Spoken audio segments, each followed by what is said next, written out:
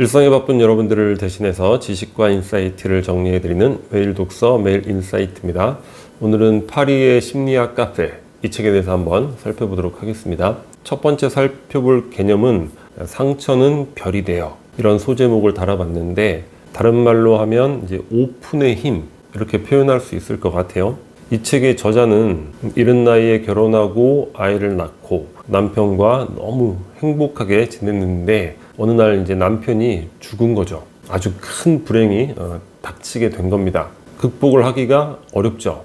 그래서 술만 먹고 매일매일을 살았는데, 그 아이가 이제 아장아장 기어가거나 걷는 모습을 보면서 내가 더 이상 이렇게 살면 안 되겠다 각성을 하고 다시 이제 정상적인 삶으로 돌아왔는데, 이 저자가 아주 오랜 시간 깊은 상처로 이제 힘들었잖아요. 어디 가서 말도 못하고 끙끙 앓고, 그래서 마음의 병이 더 깊어만 가고, 본인이 그런 경험을 했는데, 주변에 그런 유사한 사람들이 많다는 걸 깨닫게 된 거죠. 오랜 시간 깊은 상처로 괴롭고 힘든데, 문제가 있어도 남들에게 말하지도 못하고 혼자 끙끙 앓고, 그러면서 마음의 병을 더 키우고, 우리 모두의 이야기라고 할 수도 있죠. 그래서 그런 사람들이 자신의 상처와 고통을 오픈할 수 있는 그런 공간을 만들어야겠다.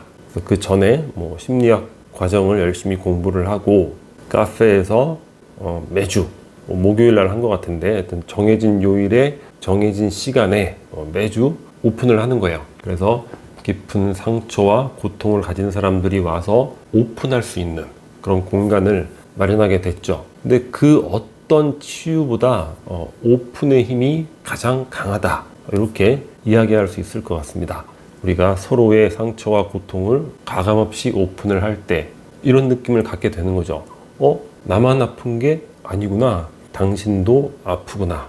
그러니까 나의 아픔을 당신이 알아주어서 내가 다시 살아날 수 있었고 치유될 수 있었고, 그러면 어때요? 또 나의 아픔이 당신의 아픔을 알아줄 수 있겠죠. 그것이 또 그 사람에게는 다시 살아날 수 있는 계기, 또 치유의 힘을 주게 되는 거예요. 그래서 제가 소제목을 상처는 별이 되어, 이렇게 달아봤는데, 자신의 고통과 아픔, 이런 상처가 타인을 살리는 별이 되어 빛날 수 있다는 그런 의미입니다. 그러니까 우리는 오픈하지 못하기 때문에 어떻게 보면 거짓 세상에서 살고 있는 거예요. 그러니까 대부분이 남들은 저렇게 밝고 환하고 행복한데 나만 왜 이렇지? 다들 그렇게 생각을 하는 거죠. 하지만 겉으로 밝고 환해 보여도 그 내면에는 깊은 상처와 고통을 안고 있는 사람들이 많다는 거예요. 그것들을 오픈할 때 서로가 서로에게 별이 될 수 있고, 모두 서로 보다 좋은 삶, 건전한 삶을 살아가는데 큰 도움이 되지 않을까, 이런 생각을 해보게 됩니다. 비극만을 이야기하는 모임. 그러니까 이 파리의 심리학 카페는 비극만을 이야기하는 모임이라고 할 수 있는 거죠. 그러니까 우리 대부분은 그냥 거짓 자랑, 그러니까 뻥을 치면서 자랑질을 늘어놓는 그런 경우가 상당히 많죠. 저 사람한테 기세를 뺏기면 안 되겠구만 하면서 과장되게 뻥을 치는 사람들이 굉장히 많아요. 그런 뻥 자랑이 또 타인에게는 엄청난 고통의 또 원인이 될 수 있죠.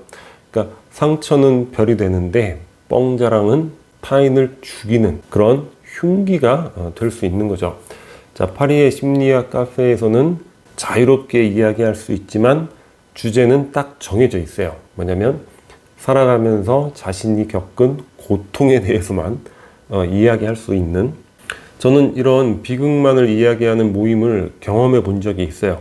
예전에 가까운 지인이 추천을 해줘서 또 인도를 받아서 그 분당에 있는 우리들 교회를 잠깐 다녀본 적이 있는데, 그 교회가 딱 파리의 심리학 카페 같은 그런 성격입니다. 그러니까 오픈의 힘, 그리고 그 오픈의 주제는 살아가면서 겪는 자신의 고통이 되는 거예요. 그러니까 서로의 상처가 서로의 치유를 돕는, 그러니까 별이 되는, 아주 개인적으로 놀라웠고 좀 좋았던 그런 기억이 많습니다. 그래서 우리가 고대 그리스인들의 지혜를 배워야 되지 않을까, 고대 그리스인들은 밤에 이렇게 광장에 모여서 매일 뭐를 봅니까? 비극을 보는 거예요. 우리가 지금 읽는 그런 그리스 비극이 그 무대에서 공연되었던 그런 작품들이죠. 그래서 비극을 통해서 공포와 연민의 감정을 느끼게 된다고 하잖아요. 아리스토텔레스의 시약에 보면 공포는 나와 비슷한 이가 나락으로 떨어지는 거, 연민은 부당하게 불행을 겪는 그런 이들을 보면서 느끼는 감정인데, 이런 공포와 연민을 통해서 카타르시스를 느끼는 거죠. 그러니까 정화되는 거예요. 그러니까 치유가 되는 거죠. 그래서 우리가 보다 건전하고 보다 건강하고 좋은 삶을 살기 위해서는 이렇게 비극만을 이야기하는 모임, 그런 것을 한번 만들어 보는 것도 좋은 것 같아요. 그러니까 가까운 사람끼리 서로 약속을 정하는 거죠. 우리 뻥 자랑하지 말고 비극만을 이야기해보자. 마지막으로 완수해야 할 시련, 이렇게 제목을 달아봤는데, 우리는 불행한 일을 겪으면 뭔가 정상에서 벗어나 있구나 이렇게 생각한단 말이에요. 그러니까 없어야 될 일이 재수없게 생겼다거나 이렇게 생각을 하는데, 불행한 일도 삶의 당연한 일부라는 거예요. 그러니까 불행한 일이 없을 수가 없는 거죠. 물론 불행한 일을 겪지 않기 위해서 열심히 노력하고 열심히 살고 공부하고 일하고 준비하고 이런 거 열심히 해야겠지만, 결국 삶이라는 게 우리의 노력만으로 다 통제할 수 있는 건 아니죠. 통제할 수 있는 영역도 있지만 통제할 수 없는 영역이 더 큰 거예요.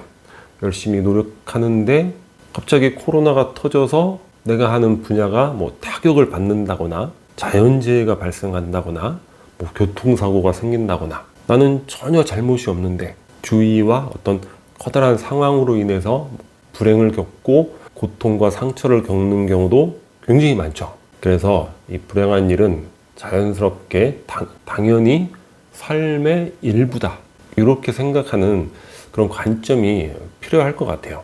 그러니까 진정한 불행이라는 것은 그 사건 자체, 안 좋은 사건 자체에 있는 것이 아니라 그것을 내 삶의 일부로 받아들이지 못하는 그런 자세에 있는 것이 아닌가. 그래서 릴케의 식구를 하나 소개해 드려 볼게요. 우리가 완수해야 할 시련이 그 얼마인가.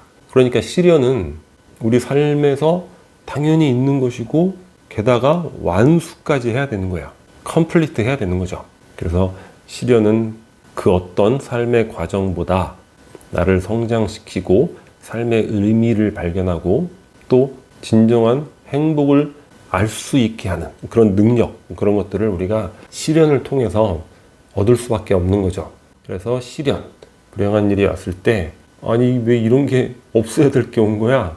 이런 게 아니라 내가 완수해야 될 그런 일이 나에게 드디어 다가왔구나. 그러한 자세가 필요하고 요구되는 것이 아닌가, 그런 생각을 해보게 됩니다. 자, 오늘 영상은 여기서 마치도록 하겠습니다. 여기 캐리커처가 구독 버튼이고요. 구독과 좋아요 많이 부탁드리겠습니다. 감사합니다.